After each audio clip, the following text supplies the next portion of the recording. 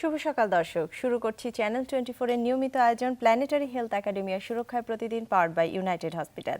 সাথে আছি আমি ডাক্তার আঞ্জুমানারা তামান্না। দর্শক, আজ আমরা কথা বলবো একদম আমাদের যেটা সবচেয়ে পুরোটা বছর ধরে গেলাম সেই করোনা ভাইরাসকে নিয়ে, কিন্তু এখন যেটা সবচেয়ে আলোচিত বিষয় করোনা ভাইরাস বা কোভিড পরবর্তী জটিলতা, এই বিষয়টি নিয়ে। এ বিষয়ে কথা বলার জন্য আমাদের সাথে দুজন অতিথি আছেন। একজন স্টুডিওতে আছেন, আমাদের সাথে স্টুডিওতে আছেন ডাক্তার রওশনারা বেগম, তিনি কনসালটেন্ট রেসপিরেটরি মেডিসিন ও চেস্ট ডিজিজ ইউনাইটেড হসপিটাল, এবং আমাদের সাথে যুক্ত আছেন ডাক্তার আদিবা এ গীতি, তিনি pulmonologist Bridgeport hospital, Yale New Haven hospital, যুক্তরাষ্ট্র। ডাক্তার রওশনারা খানম এবং ডাক্তার আদিবা এ গীতি, আপনাদের দুজনকেই স্বাগত জানাচ্ছি আমাদের আজকের আয়োজনে। জি, ডাক্তার রওশনারা খানম, আমি প্রথমে আপনার কাছে যাচ্ছি, যেহেতু আপনি আমাদের বাংলাদেশেই প্র্যাকটিস করছেন এবং ইউনাইটেড হসপিটালে আপনি কোভিড ইউনিটের রোগী দেখছেন। আসলে এখন প্রেক্ষাপটটা কেমন কেমন রোগী আসছে, বাড়ছে কিনা, এই যে আমাদের একটা শীতের সিজন যাচ্ছে, এই বিষয়টা নিয়ে যদি বলেন। আসলে আমাদের মধ্যে একটা আতঙ্ক কাজ করছিল যে শীতের মধ্যে মনে হয় করোনা রোগীর সংখ্যা অনেক বেড়ে যাবে, কিন্তু রিসেন্ট পরিসংখ্যানের দিকে যদি আমরা তাকাই, কালকের দিনেই আমরা সবচেয়ে কম ডেথ এবং সবচেয়ে কম পজিটিভ কেস ডিটেকশনটা ফেস করেছে। সো আমার পার্সোনাল এক্সপিরিয়েন্সও মনে হচ্ছে যে আমাদের দেশে কোভিডের সংখ্যা কমে আসছে। জি, এটা তো তাহলে আমাদের জন্য একটি খুবই সুসংবাদ বলতে পারি। খুশির সংবাদ, এবং এটি আনন্দেরও সংবাদ যে আমাদের জটিলতা এবং রোগীর সংখ্যা দুটোই কমে আসছে। এই বিষয়টি নিয়ে আরো একটু যাচ্ছি ডাক্তার আদিবা এ গীতি আপনার কাছে। যেহেতু এই যে আমাদের রওশনারা ম্যাম বললেন যে কোভিডের রোগী কমে আসছে, এবং অনেকেই বলছেন যে বাংলাদেশে কোভিডের স্ট্রেন দুর্বল, যে ভাইরাসের স্ট্রেনটা দুর্বল পাওয়া যাচ্ছে, এটা আসলে কতটা যুক্তিযুক্ত? এটা সম্পর্কে আমি আসলে শুনিনি যে এটা প্রমাণ করা গেছে যে স্ট্রেনটা কম্পেয়ার করে পাওয়া গেছে কিনা যে ডিফারেন্ট। বরং আসলে 4টা নতুন স্ট্রেন বাংলাদেশে মাইক্রো ল্যাবে প্রথম আবার নতুন করে পাওয়া গেল, এটা নর্থ সাউথ ইউনিভার্সিটিতে, যেটা different than current strain in Bangladesh.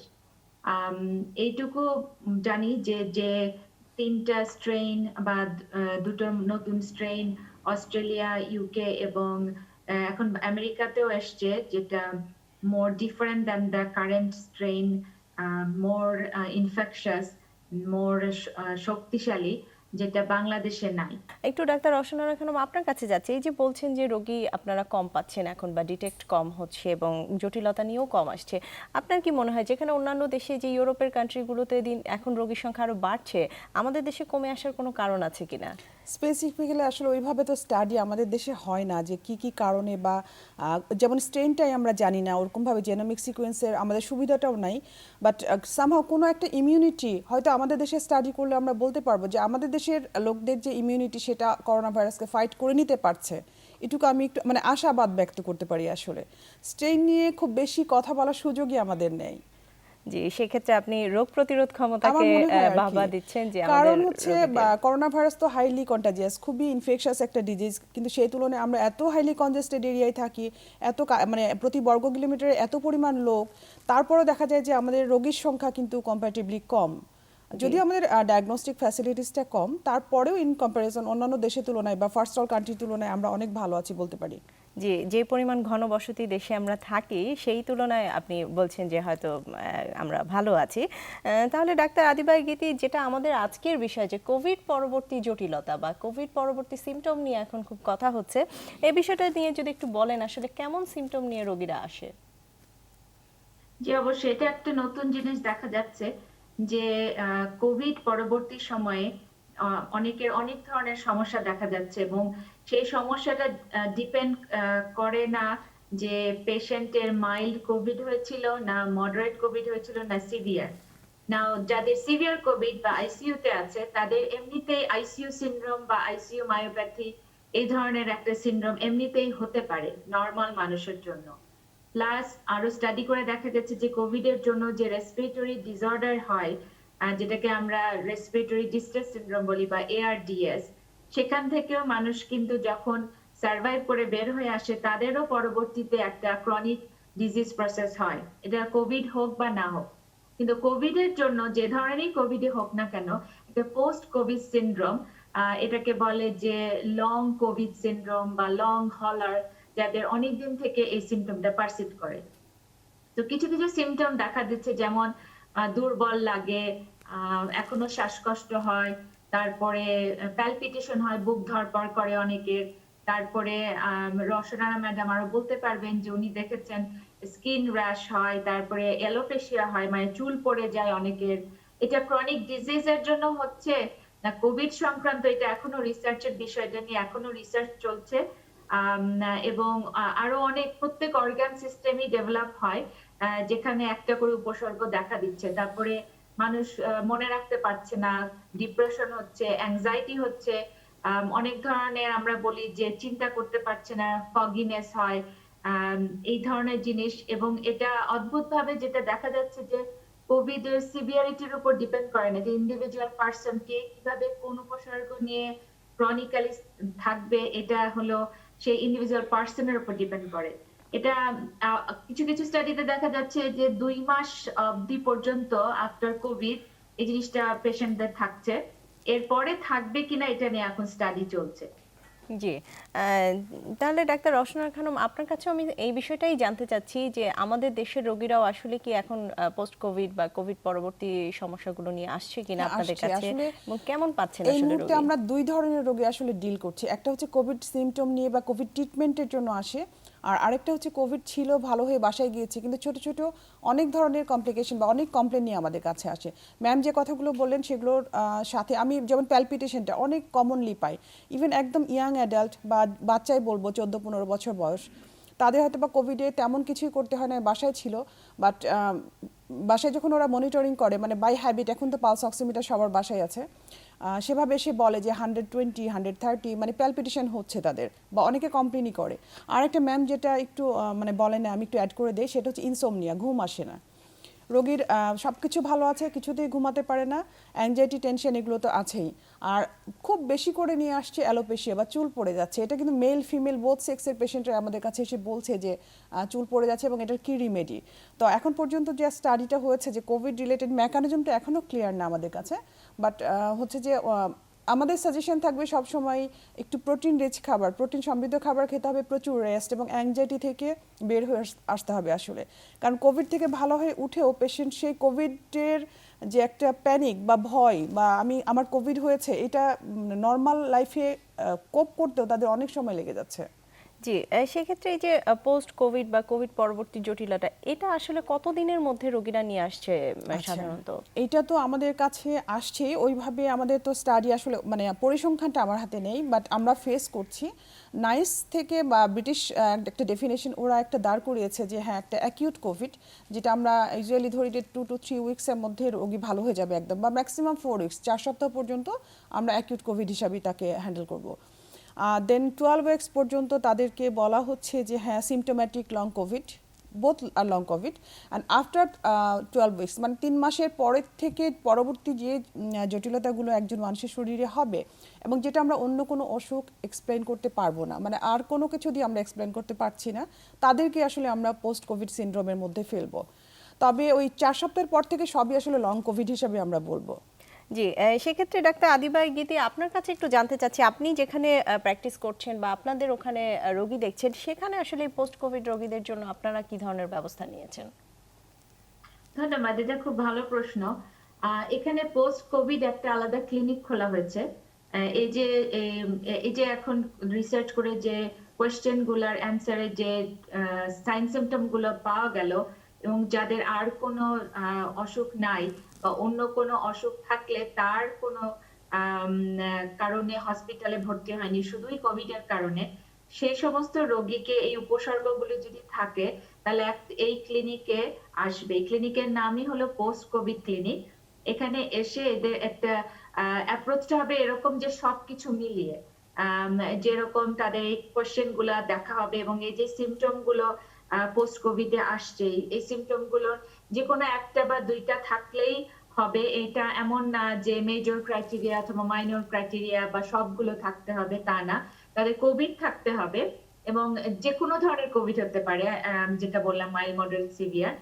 R Covid ছাড়া অন্য কোনো রোগের আর কোনো কারণে অসুস্থ এরকম না, তখন তাদেরকে অ্যাপ্রোচ করা হবে সব দিক দিয়ে। যেমন সিমটোম্যাটিক অ্যাপ্রোচ, যাদের অ্যাংজাইটি থাকবে সেটা ট্রিটমেন্ট করা, যাদের ঘুমের অসুবিধা সেটা ট্রিটমেন্ট করা, যাদের শ্বাসকষ্টের অসুবিধা তাদেরকে রিহ্যাবিলিটেশন দেওয়া, এটাকে আমরা বলি পালমোনারি রিহ্যাবিলিটেশন, এবং সমস্ত যাদের উইকনেস থাকবে তাদেরও রিহ্যাবিলিটেশন দেওয়া, তাহলে শক্তি বাড়বে। ডায়েটিশিয়ান থাকবে, যেটা আপা বললেন, তাদের নিউট্রিশনের অ্যাডভাইস দেওয়া, তাদের সঙ্গে সাইকিয়াট্রিস্টকে হুক আপ করে দেওয়া, তাদের যাতে অ্যাংজাইটি আর ডিপ্রেশন বেশি দূর না পারসিস্ট করে, কারণ ওখান থেকেও উইকনেস হতে পারে। আর এই ধরনের জিনিস যাদের সমস্যা, যেমন চুল পড়া বা স্কিন র্যাশ, তাহলে ওই স্পেসিফিক কার কাছে যেতে হবে এটা গাইড করা। কিন্তু সবাই যাবে প্রথমে একটা সিস্টেম ওয়াইজ একটা ক্লিনিক হবে, যেখানে পোস্ট কোভিড সিনড্রোম নিয়ে রোগীরা যাবে, এবং সেখানে তাদেরকে এইভাবে একটা মাল্টি সিস্টেম, একটা গ্রুপ অ্যাপ্রোচ করে চিকিৎসা দেওয়া হবে।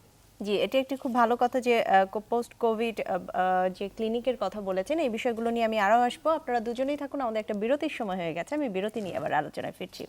দর্শক, প্ল্যানেটারি হেলথ একাডেমিয়া সুরক্ষায় প্রতিদিন, পাওয়ার্ড বাই ইউনাইটেড হসপিটাল, এই পর্যায়ে নিয়ে নিচ্ছি ছোট্ট একটা বিরতির সাথেই থাকুন।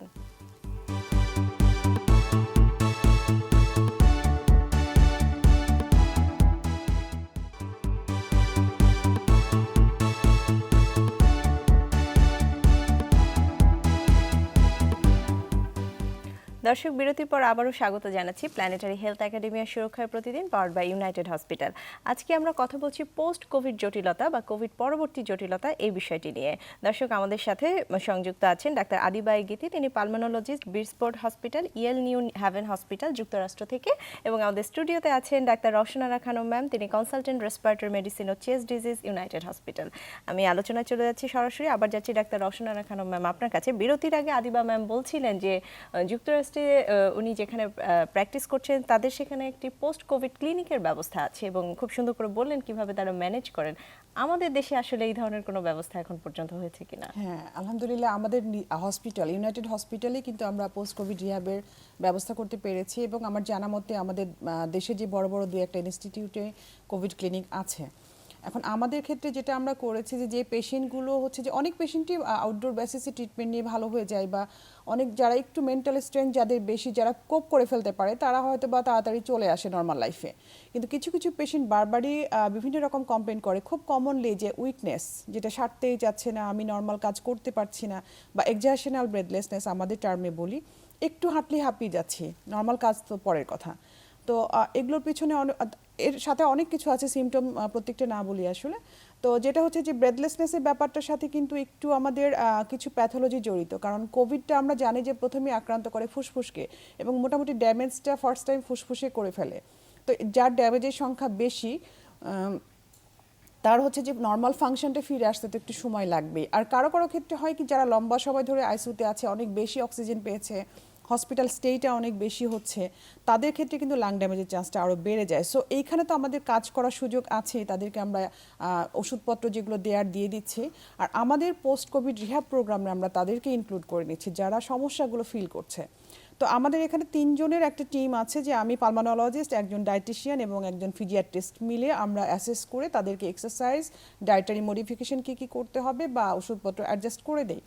ইন এডিশন টু দ্যাট, যদি কারো সাইকোলজিক্যালি খুব অ্যাংজাইটি থাকে, খুব ডিপ্রেশন থাকে, বা ঘুমাতে পারছে না, ওষুধ দিয়েও কাজ হচ্ছে না, তাদেরকে আমরা সাইকিয়াট্রিস্ট না, শুরুতে আমরা আসলে সাইকোথেরাপিতে ইনক্লুড করি, রেফার করে দিই ক্লিনিক্যাল সাইকোলজিস্টের কাছে। অ্যান্ড ম্যাম যেটা বললেন যে ইন এডিশন টু, মানে কারো যদি স্পেসিফিক্যালি কোনো প্রবলেম আমরা ডিটেক্ট করতে পারি, তাহলে সেই স্পেশালিটিতে পাঠিয়ে দিই।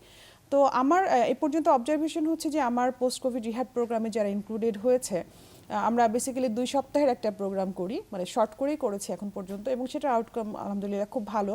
পেশেন্টরা খুব মানে বলে যায় যে হ্যাঁ, আমরা অনেকখানি, মানে আমাদের খুব র্যাপিড রিভার্সটুকু আমাদের হয়েছে।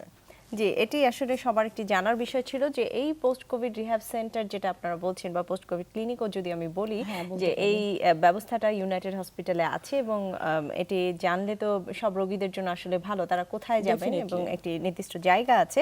আমি একটু চলে যাচ্ছি আবার ডাক্তার আদিবার গীতি ম্যাম আপনার কাছে। যেহেতু আমাদের রওশনারা ম্যাম বললেন যে আমরা সবাই জানি করোনা আসলে ফুসফুসকে বেশি এফেক্ট করে, এবং প্রথম টার্গেট থাকে আমাদের লাংস বা ফুসফুস। সেক্ষেত্রে যারা অ্যাজমাস বা সিওপিডি বা আগে থেকে ফুসফুসের কোনো রোগে ভুগছেন, তাদের আসলে কোভিডের ক্ষেত্রে কতটুকু ইফেক্ট হয় বা আউটকামটা কি, এই বিষয়টা নিয়ে একটু যদি বলেন। ধন্যবাদ। আমি তার আগে ডক্টর রওশনারাকে কংগ্রাচুলেট করব, উনি যে স্টেপ বাংলাদেশে নিয়েছেন।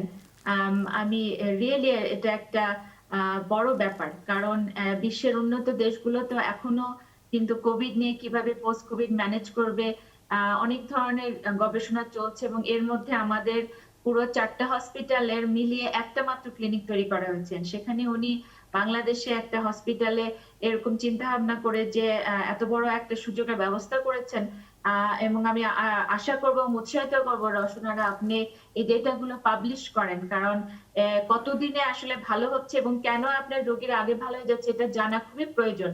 কোভিড খুবই নতুন একটা ডিজিজ, প্রত্যেক দিন আমরা নতুন ইনফরমেশন পাচ্ছি এবং সবাই আমরা কিন্তু পুরো দুনিয়া শুদ্ধ সবাই সবার কাছ থেকে শিখছি। এই কারণে এই আলোচনা অনুষ্ঠানগুলো খুবই কাজে দেয় এবং আমি খুবই কনগ্রাচুলেট করি এবং আমি গর্বিত যে বাংলাদেশে এতগুলো জিনিস চিন্তা করে একটা ক্লিনিক শুরু হয়ে গেছে আগে এবং অলমোস্ট প্যারালাল এখানকার মতন। পোস্ট কোভিড সিনড্রোমে আমরা খুব ভয় পাচ্ছিলাম যে যাদের সিওপিডি অ্যাজমা আছে, এবং these are the one of the COPD হলো third leading cause of death in respective of anything in the world. আর অ্যাজমাতে কিন্তু আমাদের বিশ্বে এবং আমেরিকাতেও প্রচুর অ্যাজমা পেশেন্ট প্রত্যেক বছর মারা যায়। সে কারণে আমরা খুব ভয় পাচ্ছিলাম যে অ্যাজমা এবং সিওপিডি পেশেন্টদের আউটকাম খারাপ হবে। খুব ছোট আকারে কিছু স্টাডি হয়েছে নিউ ইয়র্কের হসপিটালগুলোতে, সেখানে কোভিড এর মধ্যে asthma exacerbation reported with Covid positive এরকম জায়গায় দেখা গেছে যে অ্যাজমা যাদের যে কোনো সিভিয়ারিটি হোক তাদের আউটকাম কোভিড আলাদা করে কিন্তু খারাপ কিছু করেনি, কিন্তু এটা সেলফ রিপোর্টেড ছিল বলে এই ডাটা নিয়ে একটু সংশয় আছে। এ কারণে লার্জ স্কেলে ডেটা কালেকশন চলছে। সিওপিডির ক্ষেত্রেও সেটা দেখা যাচ্ছে যে সিভিয়ারিটি অফ দ্য সিওপিডির ওপরে কিন্তু পেশেন্টের আউটকাম খারাপ আসেনি। অর্থাৎ এটা বলা যায় যে যাদের লাংসের আগে থেকে সমস্যা সিওপিডি এবং অ্যাজমা তাদের সামহাও কোভিড এর জন্য আলাদা করে এক্সট্রা কোনো লাং এফেক্ট হয়নি, বরং আমরা অনেক ইয়াং পেশেন্ট যাদের লাং ডিজিজ ছিল না, যাদের ইমিউন সিস্টেমটা আসলে স্ট্রং, তাদের বরং বলবো যে কোভিড এর লাং ইনভলভমেন্ট বেশি। কারণ কোভিড যেটা করে সেটা হলো কোভিড নিজে কিন্তু কিছু করে না, কোভিড এর ভাইরাসটা ঢুকে আমাদের ইমিউন সিস্টেমকে অ্যাক্টিভেট করে। যার ইমিউন সিস্টেম কিভাবে রিঅ্যাক্ট করবে সেটার উপর ডিপেন্ড করে বডি এত বেশি একটা বলি আমরা যে একটা সাইটোকাইন স্টর্ম হয়, যে বডি নিজে বাঁচা কোভিড এর ভাইরাসের এগেইনস্টে কাজ করতে গিয়ে নিজে নিজের ক্ষতি করে এবং সেভাবে লাংস এফেক্টেড হয় এবং লাংসে গিয়ে বেশি হয়। এটার অনেক থিওরি আছে, ক্লট হয় নাকি ইনফ্লামেশনটা কাজ করে, কিন্তু আলাদাভাবে সিওপিডি বা অ্যাজমা আমরা এখানেও দেখিনি যে আমার খুব অ্যাজমা পেশেন্টরা তাড়াতাড়ি সবাই মারা গেছে, বরং আমি রাদার তাদেরকে সার্ভাইভ করতে দেখেছি। বাট এটা এখনো আন্ডার ইনভেস্টিগেশন এবং অনেক ডাটা দরকার, বিভিন্ন দেশের আউটকাম দরকার। রওশনারা আপনি যদি বাংলাদেশের সিওপিডি অ্যাজমা নিয়ে বলেন তাহলে আমরা কম্পেয়ার করতে পারবো যে বাংলাদেশের কনটেক্সটে তারা কিরকম আউটকাম হচ্ছে। জি অবশ্যই, এবং এই বিষয়টাই আমি একটু জানতে চাচ্ছি ডাক্তার রওশনারা ম্যাম। না, যেহেতু ডাটা নিয়ে কথা হচ্ছে আসলে আমরা সেটার দিকে অপেক্ষা করে থাকি আসলে ফাইনালি কমেন্ট করার আগে। তবে আমার কাছে মনে হয় ম্যাম অ্যাজমা সিওপিডি পেশেন্ট আসলে ব্রেথলেসনেস তো ওদের একটা ফ্লু হলেও বেড়ে যায়, সাফারিংসটা একটু সিমটমটা একটু বেশি হয়, বাট আউটকামের দিক থেকে সেরকম খারাপ কিছু আমিও পাই নাই। আর যেটা হচ্ছে অ্যাজমা সিওপিডি যাদের থাকে, যাদের সঙ্গে আমার মিট করার সুযোগ হচ্ছে, তাদেরকে কিন্তু খুব আমি শুরুতে এক্সপ্লেন করে দেই যে আপনার প্রত্যেকটা সিমটমই আমাদের কাছে অন্যান্য পেশেন্টের চেয়ে অনেক বেশি গুরুত্বপূর্ণ। সো সিমটোম্যাটিক প্রতিটা সিমটম ধরে ধরে বা একটু অ্যালার্ট করে রাখি যে আপনার এ হতে পারে ওই হতে পারে, বা আমরা আমাদের মতো করে ক্লোজ ফলো আপে রাখি, বিশেষ করে যে অ্যাজমা সিওপিডি এবং এলডারলি পেশেন্ট যারা আসছে।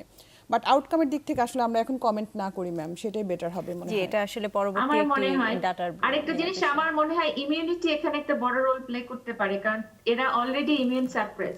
আপনি যেটা বললেন যে আমাদের দেশে কোভিড এর আউটকাম খারাপ আসছে না, যেটা আমরা বাইরে দেখছি যে হয়তো অলরেডি ইমিউনিটি কম্প্রোমাইজড, যে কারণে অত বেশি এক্সাজারবেশন অফ দা ইমিউনিটি হচ্ছে না, আর ইমিউন রেসপন্সটা যদি কম হয় তাহলে কোভিড এর অ্যাকশনটাও কম হয়।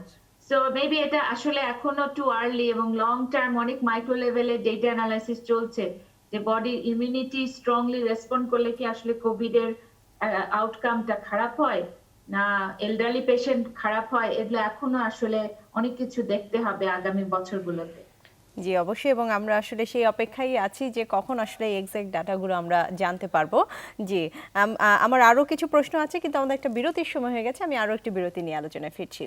দর্শক, প্ল্যানেটারি হেলথ একাডেমি সুরক্ষায় প্রতিদিন পাওয়ার বাই ইউনাইটেড হসপিটাল এই পর্যায়ে সময় হয়ে গেল আরেকটি বিরতির সাথেই থাকুন।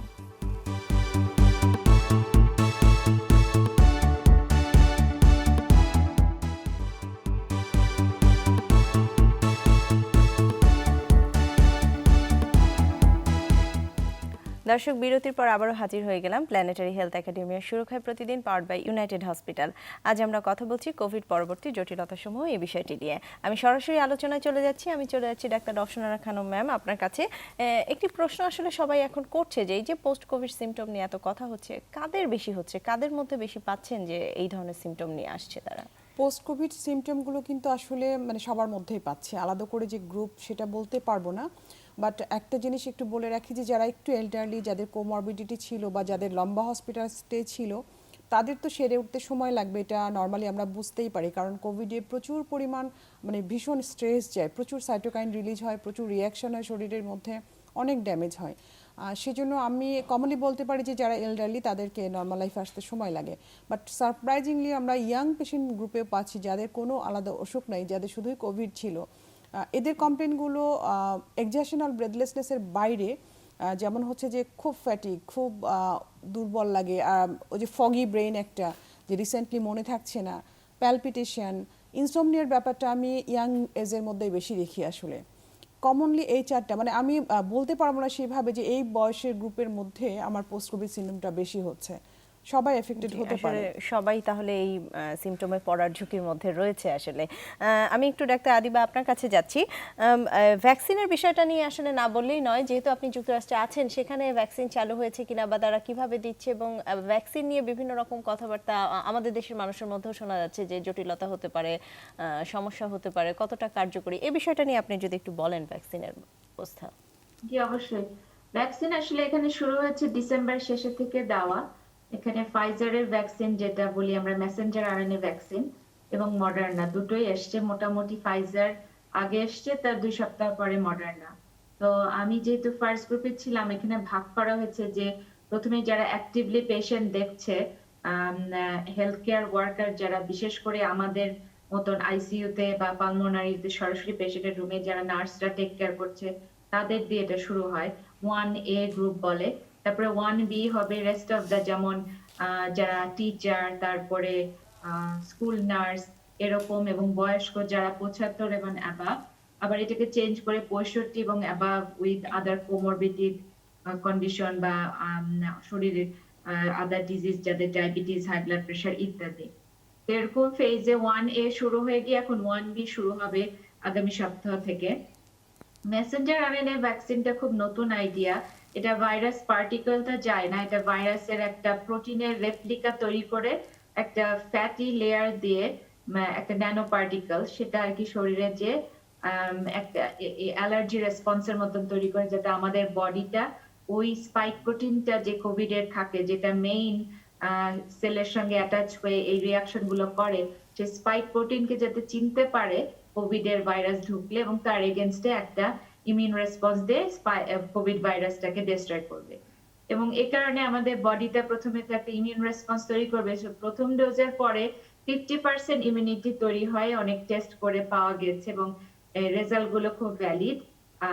এটা দেওয়ার ফাইজার ভ্যাকসিন দিলে 3 সপ্তাহ, আর যদি মডার্না ভ্যাকসিন দেয় তাহলে 28 দিন পরে, এবং বয়স হলো 16 and above for Pfizer vaccine, যেহেতু স্টাডিটা ওইভাবে হয়েছে, আর মডার্নার জন্য 18 এবং অ্যাবাভ। তো সেকেন্ড ডোজের পরে 97 almost 95% for Moderna body immunity তৈরি হবে।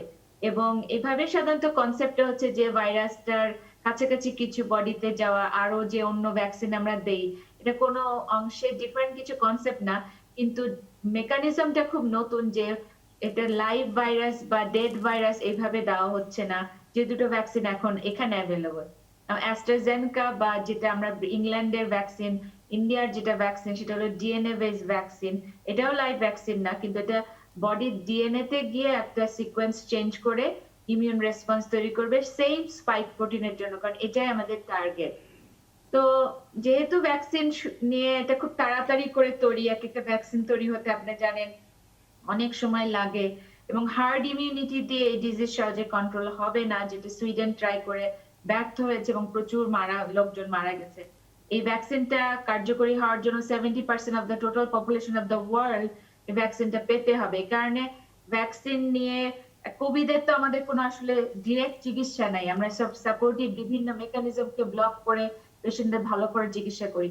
সো ভ্যাকসিনটা আমাদেরকে আশা দিবে যে আমরা যদি এভাবে ইমিউনিটি তৈরি করি, এবং আশা করি এই একবার ভ্যাকসিন দিয়ে যদি এই ডিজিজটা কন্ট্রোলে আসে, তাহলে আমাদের এতগুলো লোক যে মারা গেল পৃথিবীতে, তা এরকম আমরা মৃত্যুকে হল্ট করতে পারবো। অ্যাটলিস্ট স্প্রেড যদি থাকেও ভাইরাসের, কিন্তু সবাই এত তাড়াতাড়ি অ্যাটাক হয়ে মারা যাবে না, এটাই আমাদের গোল। তো স্বাস্থ্য ক্ষেত্রে সবাই নেওয়া শুরু করেছে, একটু রেজিস্ট্যান্স আছে, অ্যান্টি ভ্যাকসিন গ্রুপ সবসময় থাকবে, কিন্তু ম্যাক্সিমাম জায়গায় এখন প্রোডাকশনও বাড়ানো শুরু করা হয়েছে যাতে সবাই ভ্যাকসিনটা পাওয়া শুরু করে। এবং আমি বলবো ভয় না পেয়ে, আমি নিজে 2টা ডোজ অফ ফাইজার ভ্যাকসিন দিয়েছি। সেকেন্ড ডোজের পর আমার জ্বর এসছে, বাট আমি খুশি হয়েছি, দ্যাট মিনস আমার বডি ইমিউন রেসপন্সটা তৈরি করেছে, এবং আমি ইনশাআল্লাহ ready to fight if I face Covid. এবং এভাবে আমি তখন নির্ভয়ে আমি আমার পেশেন্টদের জন্য কাজ করতে পারবো। এই জন্য আমি সবাইকে রিকোয়েস্ট করব, ভ্যাকসিন যদি আসে আপনাদের ভয়ের কিছু নাই, ভ্যাকসিনটা দিয়ে দেওয়াই বেটার, সো দ্যাট আমরা আরো 10 জনকে সাহায্য করতে পারবো। জি অবশ্যই, এবং এটি আসলে সবার সচেতনতার জন্য এই কথাটি খুবই দরকার ছিল যে ভ্যাকসিন নেওয়া কতটা জরুরি, এবং ভ্যাকসিন দিলে যে কিছুটা সিমটম হওয়া স্বাভাবিক এবং এটা একটা ভালো সিমটমও হতে পারে, এই বিষয়টি বলার জন্য অনেক ধন্যবাদ। আমি একটু ডাক্তার আদিবা আপনার কাছে আরও একটা বিষয় নিয়ে যাচ্ছি, যে হেলথ কেয়ার ওয়ার্কার যারা আছে তাদের এফেক্টের সংখ্যা অনেক বেশি দেখা যাচ্ছে, এটার কি কোনো কারণ আছে কিনা? আমাদের দেশেও কিন্তু হেলথ কেয়ার ওয়ার্কাররা বেশি এফেক্টেড হচ্ছে, এটার কারণটা কি আসলে? আসলে শুরুতে আমাদের এখানে হেলথ কেয়ার ওয়ার্কার যারা না জেনে এক্সপোজ হয়েছিল তাদের মধ্যে দেখা গিয়েছিল, কিন্তু মৃত্যুর হার ওইভাবে ছিল না, যেটা আমি বাংলাদেশে নোটিস করছি। আমাদের পরিচিত অনেকে, সিনিয়র জুনিয়র, আমাদের শিক্ষক অনেকে মারা গেছেন এ পর্যন্ত। এই জিনিসটা আসলে ভেবে দেখার বিষয়, কেন হচ্ছে। এবং আমি দেখেছি আমাদের এখানে যখন প্রথম 1 সপ্তাহ পরে প্রোটেকশনটা খুব স্ট্রং হয়ে গেল। প্রোটেকশনটা খুব সিম্পল, আপনার মাস্কটা টাইট মতন পরা, যেটা N95 দিয়ে আমরা শুধু হেলথ কেয়ার ওয়ার্কার যারা N95 পরা, এবং এটার জন্য ডাবল মাস্কেরও দরকার নাই, অথবা 3 লেয়ার মাস্ক ডাবল মাস্ক করে পরা, চোখটা শিল্ড করা এবং হাত ধোয়া, এবং প্রত্যেক রোগীর পরে এসে হাত ধুয়ে ফেলা। এই জিনিসগুলো যারা প্র্যাকটিস করেছে, কত নার্স যে কাছে থেকে কোভিড রোগী চিকিৎসা করেছে এই প্রোটেকশনটা নিয়ে, তাদের কিন্তু কোভিড হয়নি।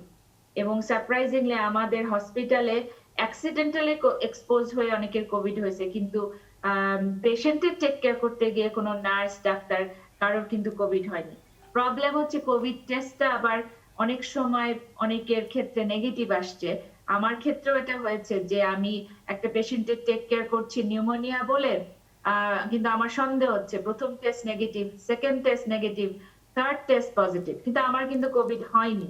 তার কারণ আমি যখনই কোনো রোগী দেখি যাদের এরকম শ্বাসকষ্ট বা কাশি, এবং আমি সন্দেহ করছি, ইভেন এখন তো ম্যান্ডেটরি যে আমরা মাস্ক পরবো, শিল্ড পরবো, গ্লাভস পরবো এবং হাত সাবানে ধুয়ে ফেলবো। এখন পর্যন্ত আল্লাহর মতে কোভিড কিন্তু হয়নি, যদিও বা রোগীর পরবর্তীতে কোভিড পজিটিভ এসছে। সুতরাং আমার মনে হয় যাদের হয়েছে তারা হয়তো ঠিক মতন প্রোটেকশনটা নেয়নি, অথবা হাত ধোয়নি, বা একটা অল্প জায়গার মধ্যে অনেক রোগী যদি একসাথে থাকে, তাহলে সেক্ষেত্রে ভাইরাল লোডটা বাতাসে বেশি, এবং মানে নেগেটিভ প্রেসার রুমে তো আমাদের এখানেও খুব ইজি না, সো ভেন্টিলেশনটা যদি স্ট্রং না থাকে তাহলে ভাইরাল লোড বেশি থাকবে, সে সমস্ত ক্ষেত্রে মানুষের সংক্রমিত হওয়ার চান্সটা বেশি, এবং সেক্ষেত্রে আমি বলবো হয়তো সেভাবে অনেক চিকিৎসকের কোভিড হয়েছে। জি অবশ্যই, এবং এটা একটি খুবই গুরুত্বপূর্ণ কথা বলেছেন যে কন্টামিনেশনটা, যেহেতু আমরা অনেক ছোট জায়গায় অনেক আমাদের পেশেন্ট দেশের দেখা জন্য হয়। ম্যামের লাস্ট পয়েন্টটাকে আমি আসলে পিক করতে চাই, যে আমরা অল্প জায়গার মধ্যে, যেমন ডিএমসি বা সরকারি হসপিটালগুলোতে গায়ে গায়ে লেগে থাকে রোগী, একদম অলমোস্ট এর মধ্যেই ডক্টরকে তো রোগী দেখা শেষ করে ফিরতে হবে, সো ওই সময় এক্সপোজারের রেটটা অনেক বেশি হয়ে যায়।